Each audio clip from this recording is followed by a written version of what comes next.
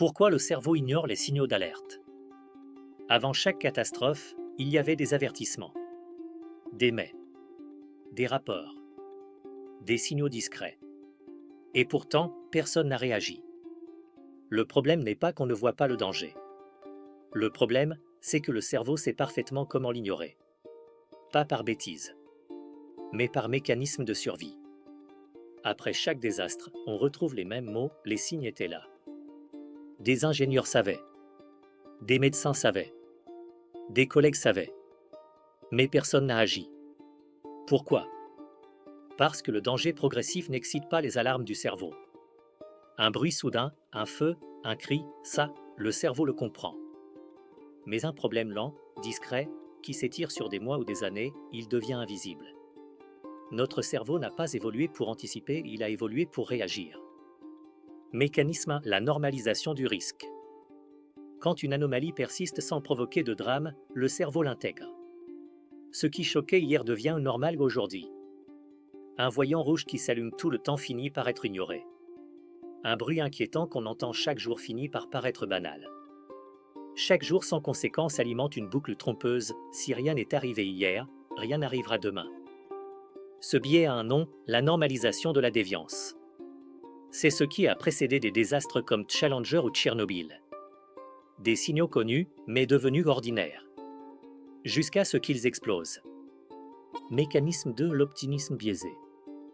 Même face à des faits inquiétants, le cerveau cherche le réconfort avant la vérité.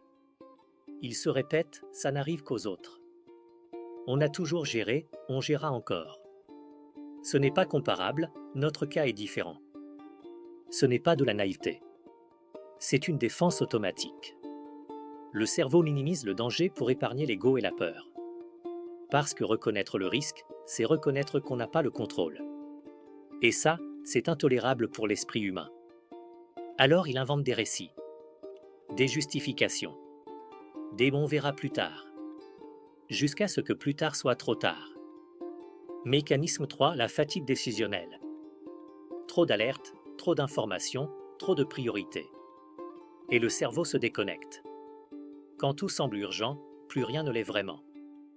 C'est la fatigue décisionnelle, un mécanisme de protection qui éteint notre attention pour préserver notre énergie mentale.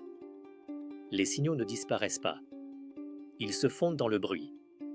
Et quand enfin l'alarme mérite d'être entendue, il est souvent trop tard pour réagir calmement. Le point de rupture. Puis vient le jour où les faits deviennent impossibles à ignorer. Le danger n'est plus potentiel, il est présent. Mais à ce moment-là, tout coûte plus cher, le temps, les ressources, les vies. Les décisions faciles qu'on aurait pu prendre hier deviennent des choix impossibles aujourd'hui. Et la panique prend la place de la raison. Leçon finale de l'histoire. Les signaux faibles ne sont pas là pour faire peur. Ils sont là pour prévenir. Mais le cerveau les trouve inconfortables. Pourquoi? Parce qu'ils demandent d'agir avant la certitude. Et tant qu'on n'a pas cette certitude, on préfère attendre. Observer.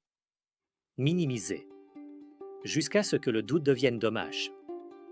La clé, ce n'est pas d'avoir moins peur. C'est d'apprendre à écouter l'inconfort du doute. C'est lui, souvent, qui sauve. La conclusion. Comprendre ces mécanismes, ce n'est pas devenir paranoïaque. C'est redevenir attentif. Parce qu'entre le calme et la catastrophe, il n'y a souvent qu'un cerveau qui a choisi d'ignorer les signaux.